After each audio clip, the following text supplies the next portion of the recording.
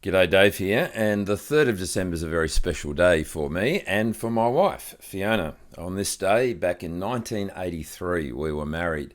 It's raining outside at the moment, and it was raining at our wedding. In fact, it rained so heavily that we had to cancel our outside reception and bring it inside into the church hall. We made big promises on that day. We promised to love each other whatever happened, whether we were richer or whether we were poorer, whether we were in sickness or whether we were in health, whether we had good times or whether we had bad times. And we've had difficulty, I think, keeping those promises. There have been times when we've been strained, when it's just seemed too hard, when we've not liked each other, when we've struggled with little bits of conflict here over this and that. And there have been times when we've realised just how human we are, just how difficult we find it to keep our promises to each other. Well, we thank God that He's kept us together, that He keeps us loving each other, and He keeps reminding us that even when we fail to keep our promises, He keeps His promises to us through Jesus. Now, a long time ago, God made some promises to Abraham and to Sarah, and He promised that they would have a son, and that through their son, he would have more sons, and then more sons, and more sons, and more sons, and more sons, and more sons, until we'd get to one son through whom God would save us from our sins. It's a big promise. And what made that promise even more extraordinary was that Abraham and Sarah were very old. In fact, they were the age of great-great-grandparents. Now, can you imagine if you have a grandparent or a great-grandparent, or in some cases even a great-great-grandparent, that they would possibly be thinking about having children?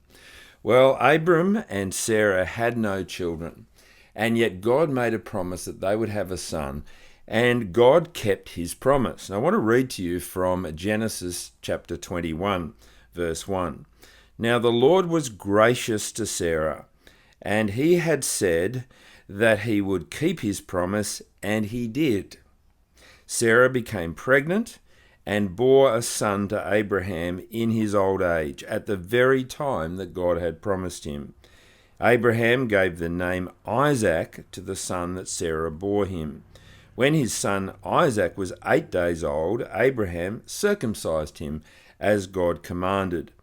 Abraham was 100 years old when his son Isaac was born to him.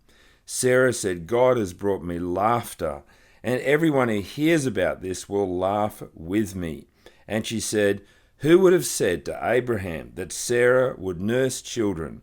Yet I have borne him a son in his old age. Abraham was 100 years old. Sarah was 90 years old.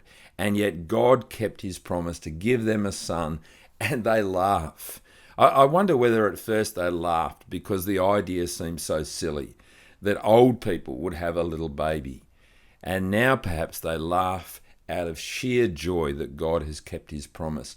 And you know, God continued to keep His promise.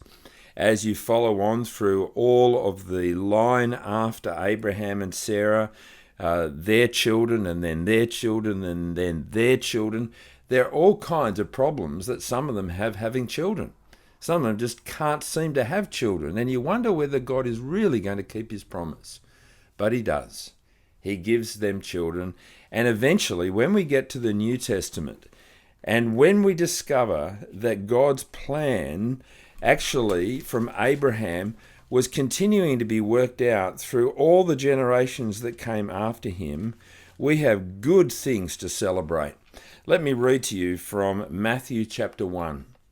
This is the genealogy of Jesus the Messiah, the son of David, the son of Abraham. And then it goes on to say, Abraham was the father of Isaac, Isaac the father of Jacob, Jacob the father of Judah, and so it goes on. Well, did you know that Isaac was born when Abraham was 100 years old? Isn't that amazing? God is the God who keeps His promises. And this Christmas, as we remember Jesus, so we remember the fulfillment of God keeping every promise that He's ever made including that promise way back to Abraham.